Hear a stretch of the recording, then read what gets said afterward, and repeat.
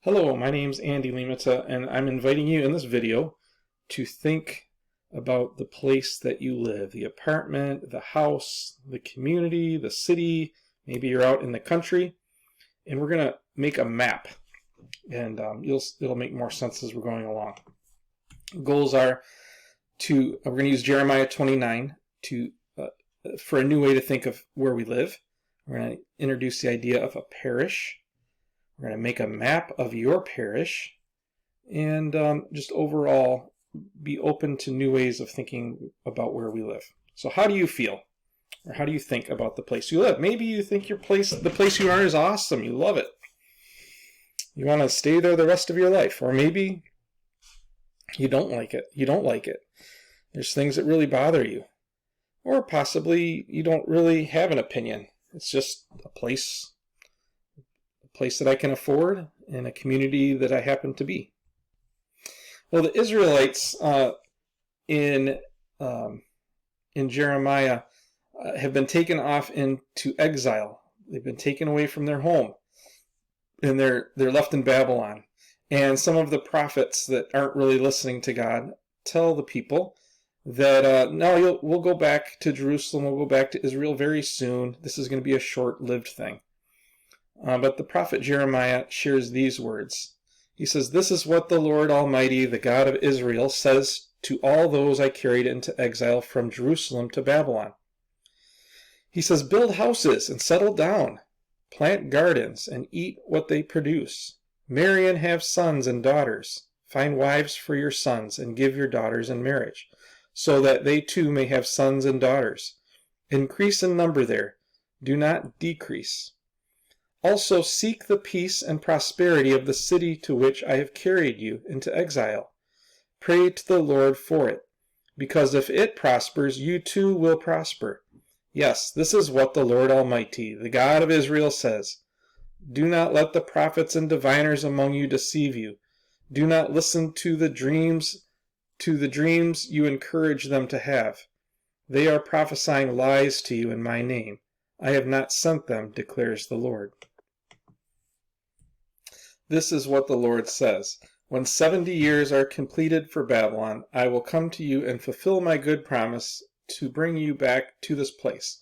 For I know the plans I have for you, declares the Lord, plans to prosper you and not to harm you, plans to give you a hope and a future." It's interesting that, they were going to be in exile a lot longer, and God doesn't say form a resistance movement or just sulk. But he says, plant gardens, marry, have your kids get married, go forward in your lives, and when 70 years are complete, then you're going to go back. A little bit of a picture, maybe too, for Christians of, we live our 70 years, and then we go into God's new heaven and new earth, right? But right now we stay active and we try to bless. I like the one passage that says to seek the verse 7, seek the peace and prosperity of the city to which I have carried you into exile. So they're in exile because of their sin and their rebelliousness and worshiping other gods, and they're in exile because the Babylonians took them. But it's interesting, in Jeremiah, God is saying, I have carried you, so I have taken you to this place. Interesting. So the places we end up could feel like circumstances, randomness. It's the place I could afford, but we could also consider maybe God has called us to a place, even if it's a hard place. Well, our activity is to go on Google Earth or to get out a good old paper map, find your house, and I want you to draw a circle around it. I did a 1-mile circle around mine. So I zoomed in, and I'm at 365 Vine, and then I dropped a little red circle on there. I'm going to zoom in. So this is a one mile across circle around my house. Why did I do this? Well, I want to think about where God has placed me. And this is one way to do it. If you're in a more dense place than Ishpeming, maybe you just do a quarter mile or half mile, or maybe you're out in the city and you could do a circle that's 3 or 4 or 5 miles across, but to put a circle around it. And we're going to call this our parish. A parish is, it's kind of a church word used, Catholics use it in other denominations too, but they would have a church, and they saw the whole area around the church, especially when a country just had one, like let's say it was just a Catholic country, right? And so they organized everything around the parish, or the parish church served that whole area around it. It comes from this idea, this word of being beside or near, and I like that, being near the places we're next to. And so imagine a church having its influence around. But then also you as a Christian being in a place and having an influence on your neighborhood, or seeing that as the place you're called to. Not just your literal house, but the place around your house. This is a picture from Philadelphia, and where they had parish churches. So it started out as Catholics started Philadelphia, and you see the little church in the middle of each parish. Why parish? Well, I like it because it reminds us of this idea that we are, as Christians, called to be incarnational, that our ministry is to be among people, that God calls us to be a people, but He doesn't call us to be isolated, but He places us, whether we think of it as our church or the Christians that live in my neighborhood, that we're called to this place. And we think of a parish also, we think of like priests or pastors, and we might think, well, that's not who I am. But 1 Peter 2 reminds us, talks about how we've come to the Lord, the living stone, rejected by humans, but chosen by God and precious to Him.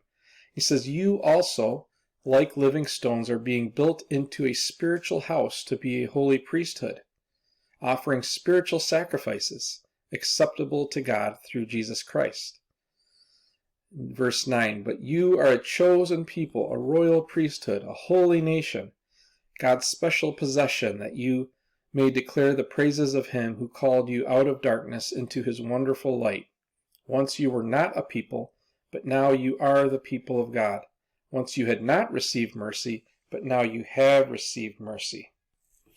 So what Peter's reminding us of is that it's not just the pastor or the priest, but that all of us have been given a role in this house, and Jesus is the foundation.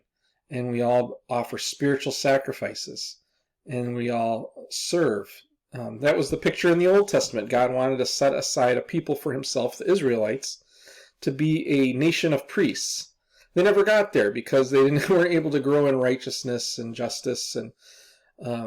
But the picture of the church is a people redeemed, but also filled with God's Spirit to be His presence, to be His holy people wherever He's placed them. So our goal is make a map and then go out and walk around. Go on a walkabout. Notice all of the things in your neighborhood or in your city or your town. I'm in Ishpeming, and when I look closer, I notice some interesting houses. It's a lot of older houses, especially in our neighborhood, 100 years old or older. I also notice in Ishpeming that people live here that maybe they can't afford to live someplace else. So this is one of the places in our county they go to. So there's some lower income housing, or a little more availability than other places. And I walk around some more and I notice, oh, there's a school. Or I notice, I'll go back to my map here. I notice, I believe there's about 5 churches within my little circle, my parish. Notice different businesses, parks. Here's some things you can notice. Different kinds of housing. How it feels. The businesses that are here, the churches, the layout. Where do people socialize? Where do they get together? Are there public places or coffee shops where people go and visit and talk? What are the cool or healthy things about my parish? Or what are some sad or broken things as I go around? What seems to be important to people that live here? Where do the people work? These are questions that a business owner might ask, or a church plant, right, when they go in and try to get a feel for a place. But this is also something we can do as Christians that God has placed in your house or your apartment, in the place you live, that you can ask as you go around. One thing I noticed with Ishmael when I was going around, they have this is like a 70-page synopsis, and you can get really nerdy with this stuff, like household incomes, and our Ishmael's done a whole thing where they've actually gone through and looked at the strengths and weaknesses and opportunities and threats with residents. They went through and did a lot of surveying, so they've been thinking about these things.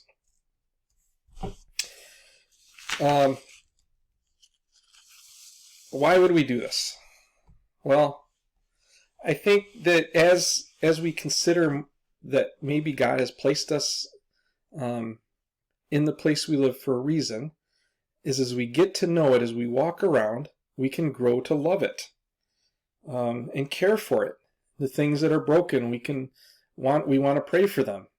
The things that are cool, we want to tell things about them. Tell people about those cool things. And it also fits with this idea of God making his church or his people incarnational. That he sends us to be places. I was thinking of the Apostle Paul.